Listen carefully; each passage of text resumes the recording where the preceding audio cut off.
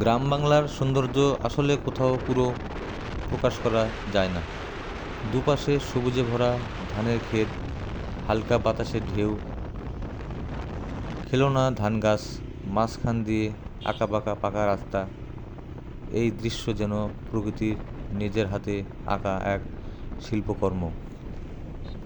ধান ক্ষেতের সেই কোমল সবুজ রং চোখে যেমন শান্তি দেয়, তেমনি মনে এনে দেয় এক অদ্ভুত প্রশান্তি।